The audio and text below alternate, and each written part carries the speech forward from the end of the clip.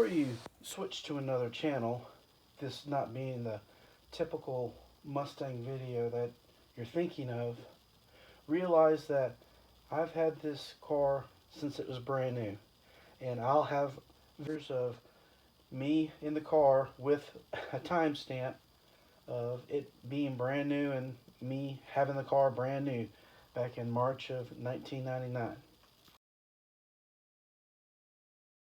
Say that a new Edge, a 99 on up, is a new skinned, just a reskinned 98 Mustang. It's true and it's not true. Number one, the axles are different because the car is actually wider. Alright, if I get stats wrong, I really don't care. I've had it for 20 years, so I would consider myself a fairly good expert on my car, but the axles are like 1.3 inches wider. Total width of the car is actually wider than a 98 Mustang, and it actually has a longer wheelbase by, I believe, it's almost 5 inches. So the way the car tracks and the way the car handles at higher speeds, these came with better brakes. And I was actually not even on my way to buy a new Edge Mustang whenever I was going to buy a new car. I was getting ready to go into the Army, yes, but this was 99, before it was a joke about guys going into the military with a new GT Mustang. So was I part of that crowd that started it? I don't know. However, I was only paying a little over $300 a month for the car, so it wasn't unaffordable at the time. And to prove that I've had it since the very beginning, and I have the other material too, Ford actually sent a box of things whenever you bought a 99 35th anniversary Mustang, like this CD case. So here's some more proof that I've had it for 20 years. Whenever you watch YouTube channels and these guys that have had 2 and 3 New Edge Mustangs, which I don't understand why you would go through so many New Edge Mustangs.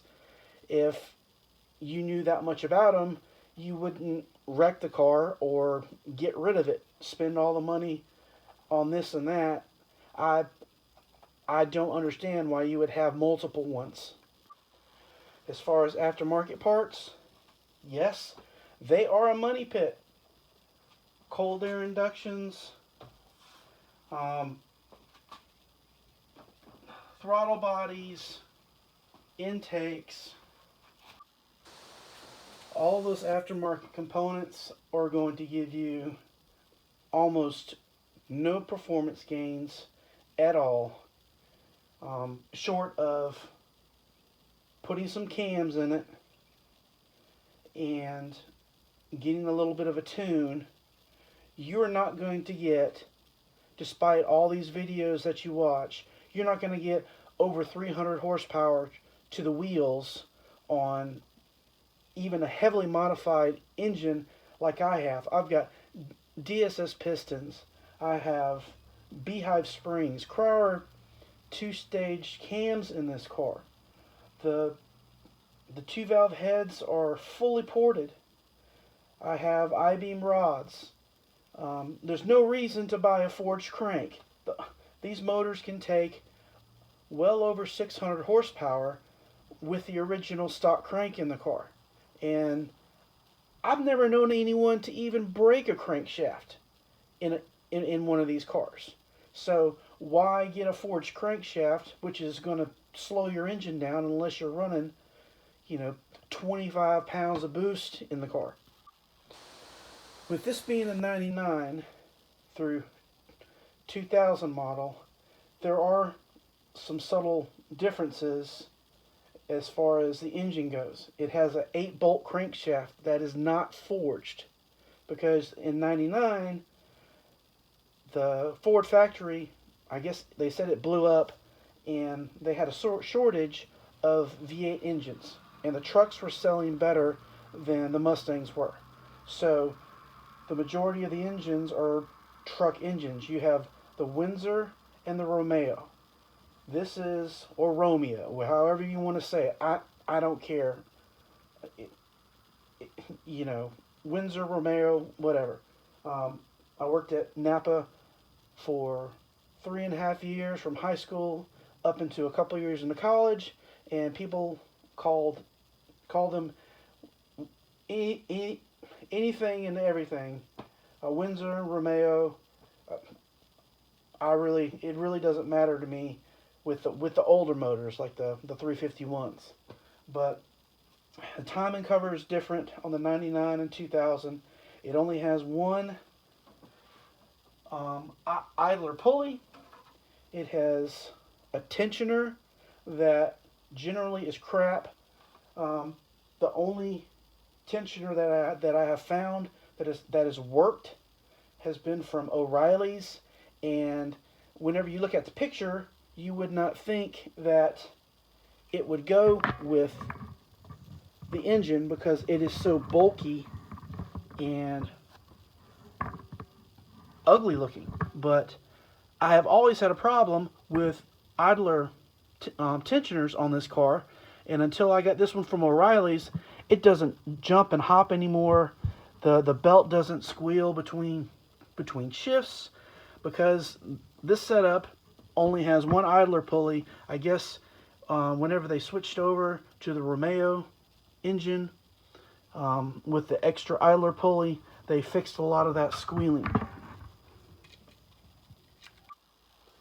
And a lot of this aftermarket stuff now, you can't even find unless it's off of a wrecked Mustang. They have started not offering parts at Ford anymore for a lot of these components, like the PCV valve.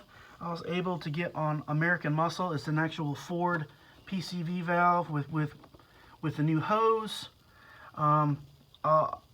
If you have one of these, replace all these pipes. I replaced these with silicone, and I put, yes, these are cheap silicone hoses, but I've had no problems with them. I ran nitrous on the engine, on the previous engine I had in here, the stock engine, and I was running mid-12s with just nitrous on a factory engine with just slight mods. And here is where I had it plumbed into it. So, you know, I've pretty much seen it and done it with this car. BBK headers, which I don't care about showing. I went back to a factory alternator. Getting a really high amp alternator, all it does is kill power. As far as performance wise, I have a set of 12s in the trunk, which you'll see in a little bit, and the alternator runs just fine. I converted the headlights back to the original, somewhat original, clear, because I was tired of not being able to see. And I put the VLEDs Micro Evolution headlights in this car, and it completely transformed it, along with the fog lights. The shiny radiator cover I lucked out on.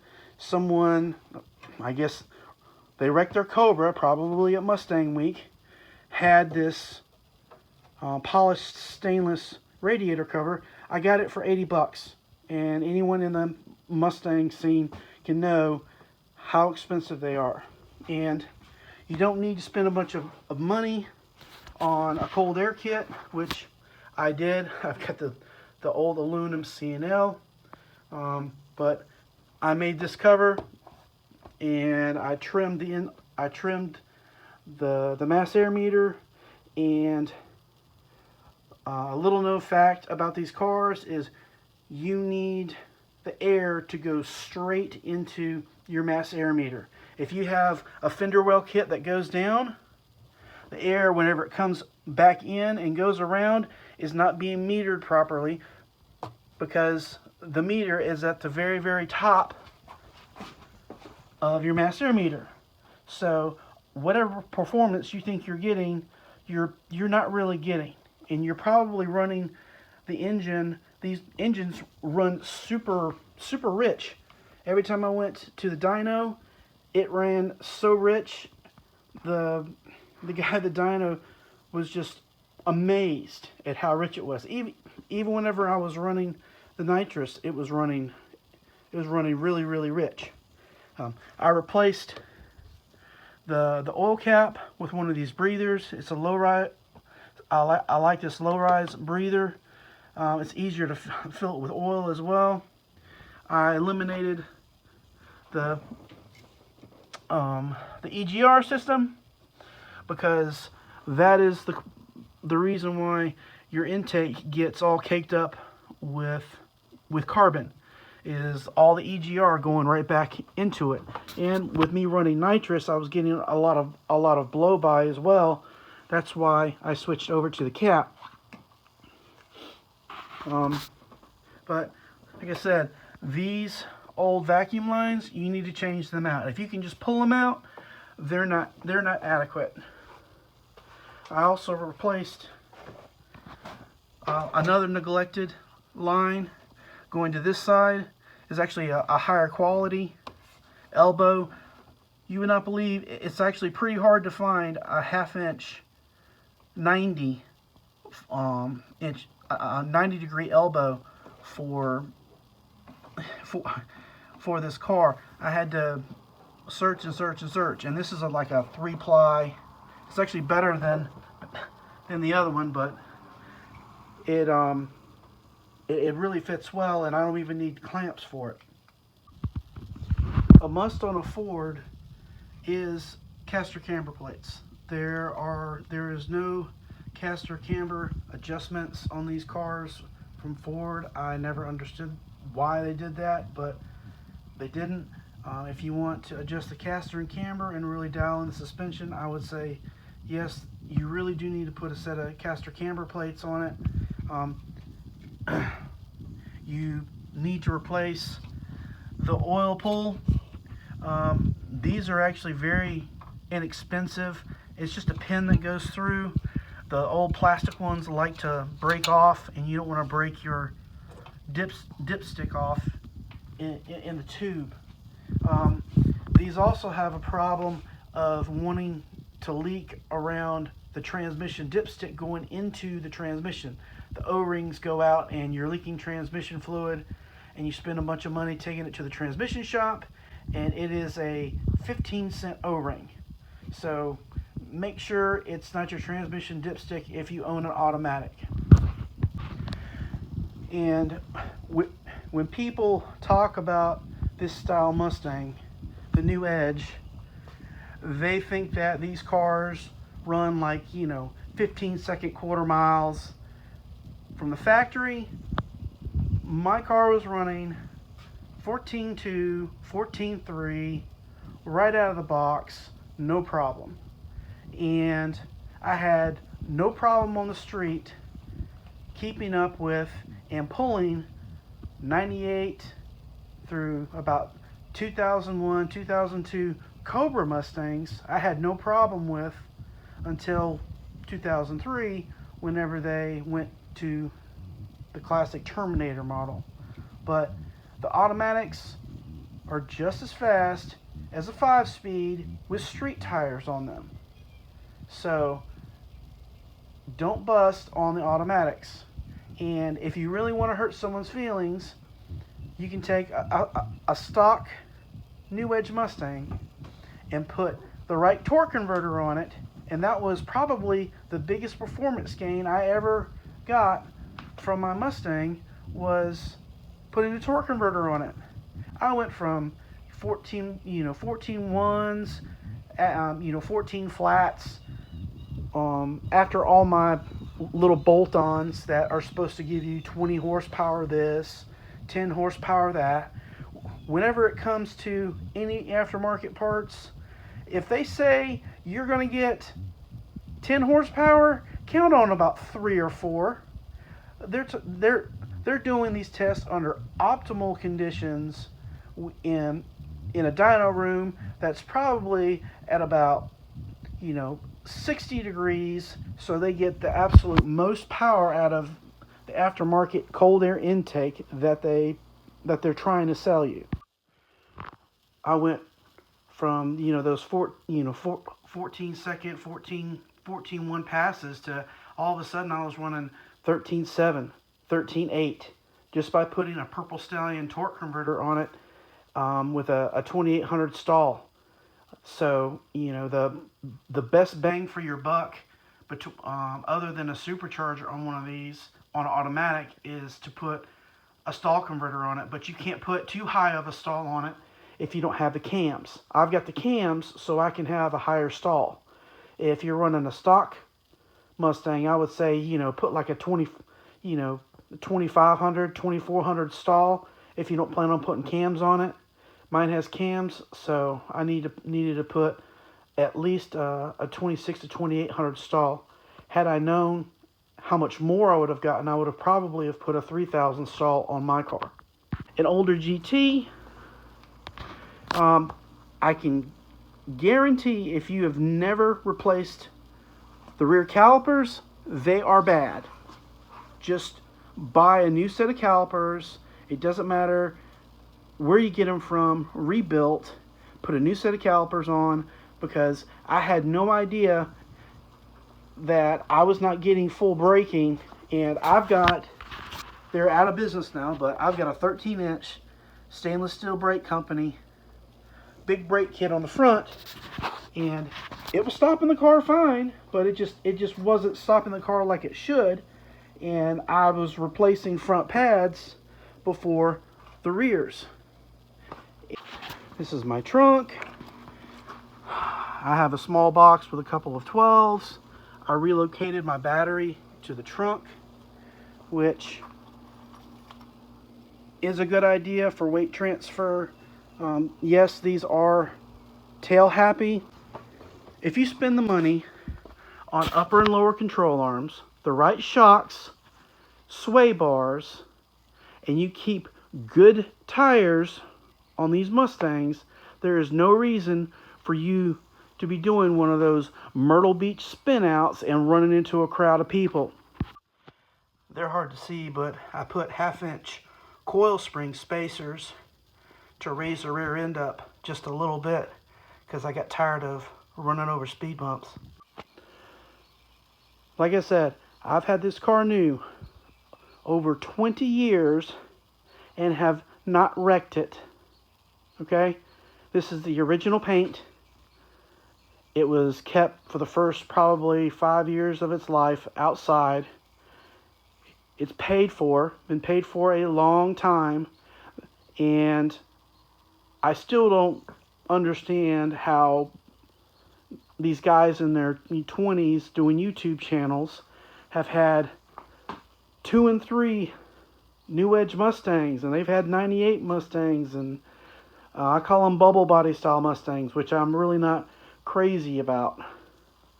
But the older bubble body style Mustangs, I will say I do like those better than the model after this one. I don't even like talking about the 2005 to, I believe it's 2009, 2010, whenever they changed the body style. They became a lot more appealing and attractive for me. And I've completely replaced the plastics. I upgraded the radio to a GPS unit. I put a shifter in it, which is completely unnecessary for these. Just buy a monster transmission with a good shift kit in it and get it tuned, and you really don't need a ratchet shifter. I just have it in there because I'm too lazy to go back to the original. I left the white face gauges in. I like those. I got one of the interceptor gauges so I can monitor engine performance. All I have to do is plug it into the OBD port. If I leave it plugged in, it'll kill the battery. I replaced the leather seats with cat skin or leather seat covers, which I really enjoyed them. I was able to get embroidered 35th anniversary on those. I did the rears as well.